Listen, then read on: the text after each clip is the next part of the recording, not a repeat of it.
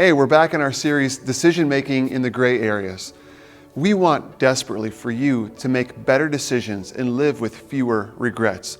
And we think that if you will let the Bible inform the everyday decisions that you make, not just the clearly right and clearly wrong ones, but the ones in between, if you would let God's Word speak into those areas, you will live with fewer regrets and you will actually find the joy and satisfaction that comes from living for God in your everyday life. The Bible does have something to say about every decision that you make, but you just need to learn how to use God's Word and apply it to those decisions. And that's what we're trying to help you do. And we're curious how it's going. We're wondering what the conversations in your groups are like. And honestly, we just want to help you grow in this area, as we all are.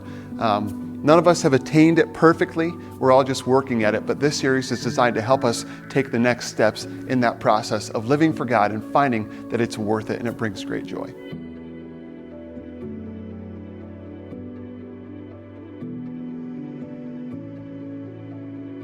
So let me introduce a fallacy to you. A fallacy is something that's known to be untrue or known to be false. And it's this: if the Bible doesn't mention my issue, it doesn't speak to it at all.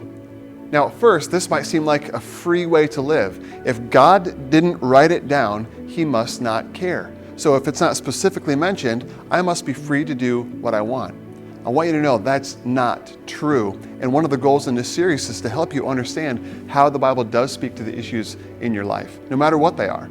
Here's the truth that we think counteracts this fallacy. Just because the Bible isn't specific doesn't mean it's silent. If you don't think that God's Word speaks to a particular issue in your life, it doesn't mean it doesn't speak to it. It just means you haven't yet discovered how it speaks to it.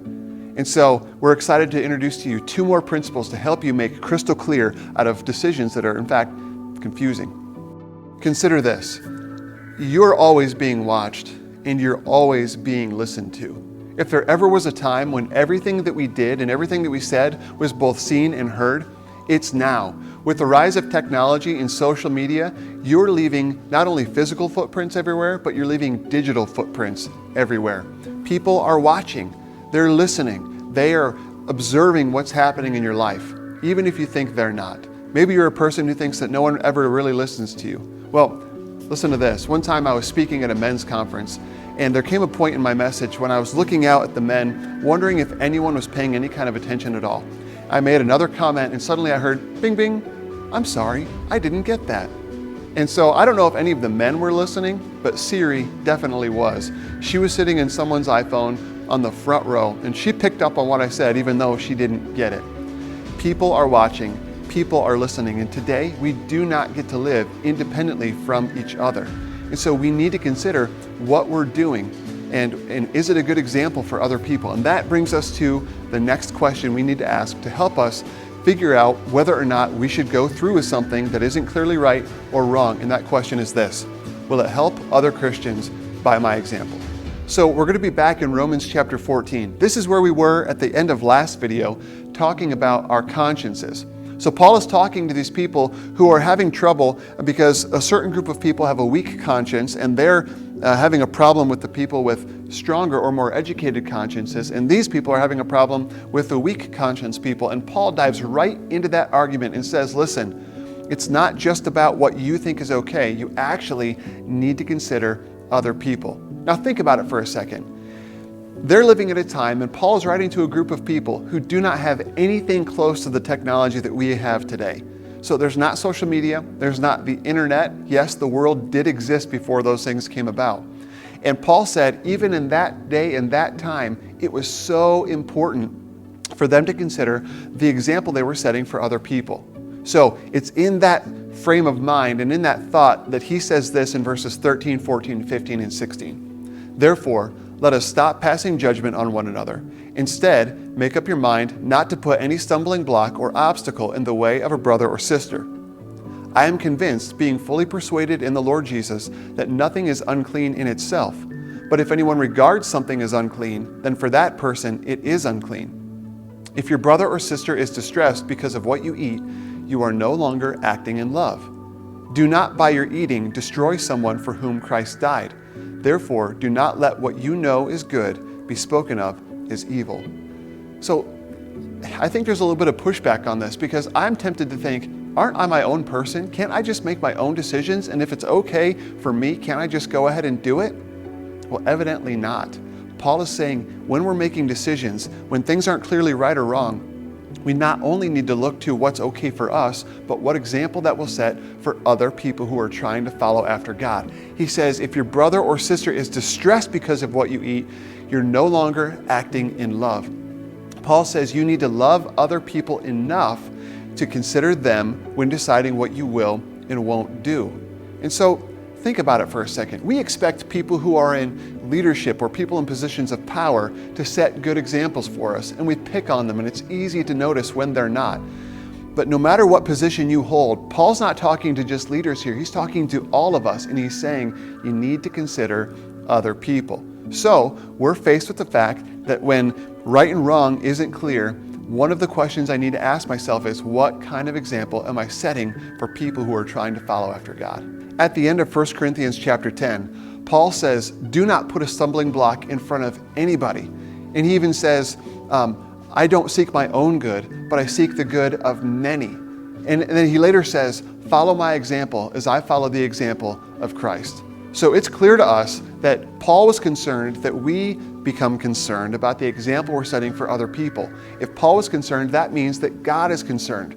So it is God's desire that you and me just don't consider what we want to do and whether something's okay for us, but we need to consider what kind of example we're setting for other people. Not just in Romans, it's in 1 Corinthians, and it's not just there, it's throughout the New Testament. So it's important for us. So when we begin to put this in context in our lives, what we come up with is this. Right and wrong in a decision is determined by its impact on others. In fact, in Romans chapter 14, verse 21, we're told that before we offend or lead another Christian into sin, we are to lay aside our liberties. We're to lay aside things that we are free to do if they're going to hurt someone else or cause them to fall into sin, to stop following after God, or even to violate their conscience. So in application, we consider this. While my choices may be personal, they aren't without impact, and I need to consider how my choices impact others who are trying to follow after God. So don't just look in your own heart. Don't just consider what's right for you. You need to consider how it impacts other people. So let's go back for a second and talk about technology in social media. And let's just use that as an example, because I'm not aware that the Bible uses the words social media together like that ever at all. So does the Bible have anything to say about those things? Is the Bible silent?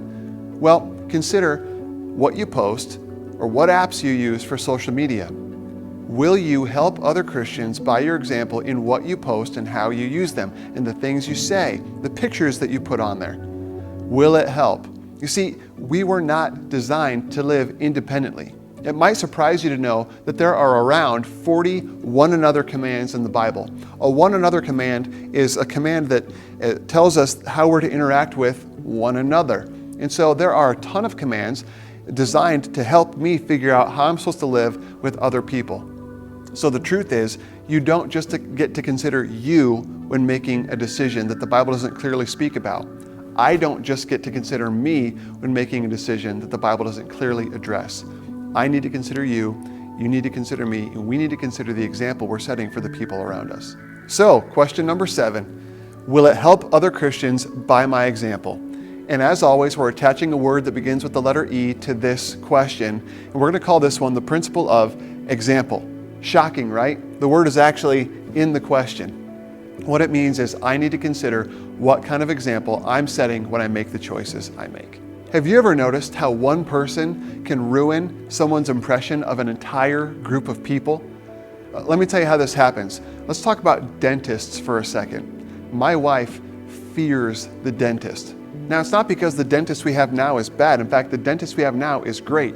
But when she was little and she would go to the dentist, her first dentist was, we'll say, less than gentle. And so she would approach those appointments with fear and sometimes would cry before she had to go because she didn't want to face the dentist. Now, over the years, she's gone to a few different dentists as she's gotten older and moved locations.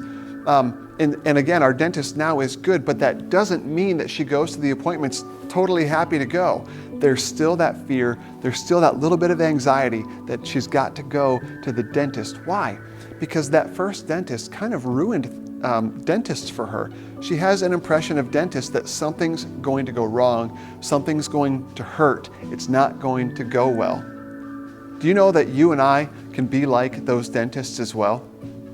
In fact, the Bible tells us that we represent an entire group of people. In fact, the Bible goes on to say that we represent God Himself. Now, maybe you don't see yourself as a role model, but the Bible still has something to say to you. In 2 Corinthians chapter 5, we learn that anyone who's a follower of God is an ambassador. So I'll say this to you, even if you're not a role model, you're still an ambassador. An ambassador is a representative. An ambassador is a representative to an entire group of someone or another group of people. And God says to us that we are ambassadors for God. Those of us who follow after God, who are Christians, are ambassadors to the world so that the world looks to us and makes determinations about God. So time out real quick. Maybe you don't have a relationship with God, and so this isn't making sense to you. Let me encourage you just to stop and find someone who you know knows God and ask them how you can begin a relationship with God. All right, time in. If we have a relationship with God, we are ambassadors. And so the situation is this. As we learn to make decisions, when the Bible doesn't clearly say right and wrong, we've got to consider we're an ambassador. People are looking to us and they're going to make determinations about Jesus Christ based on the way we live, which leads us to the question we're asking. Will it lead others to Christ? Will it lead others to Christ? This question we get from 1 Corinthians chapter 10, verses 31 to 33, where Paul says this, "So whether you eat or drink, or whatever you do it all for the glory of God. Do not cause anyone to stumble, whether Jews, Greeks, or the church of God, even as I try to please everyone in every way.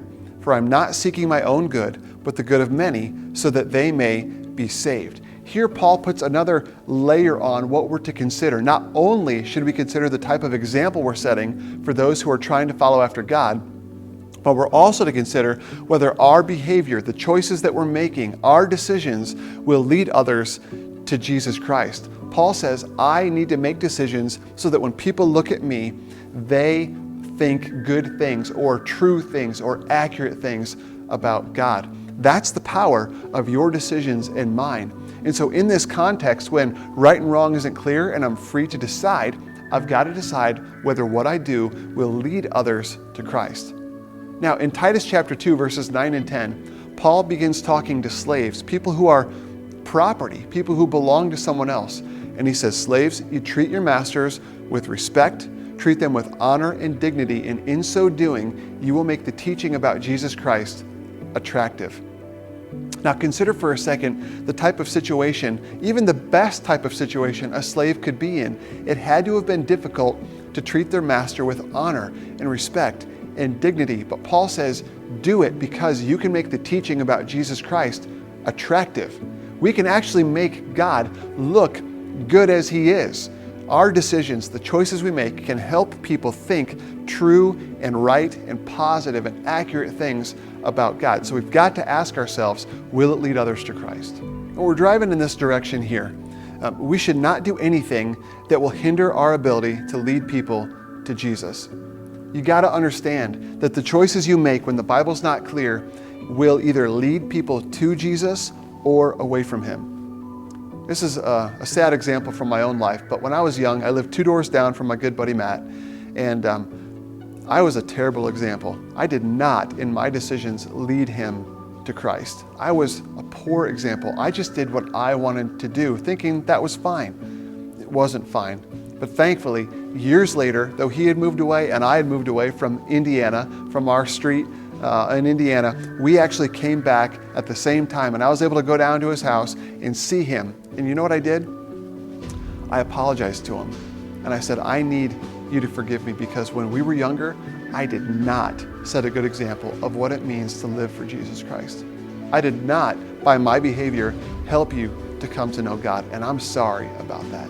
So we're trying to apply this, will it lead others to Christ question. We've got to say this, My choices are not neutral, but are powerful tools that can help me point people to Jesus.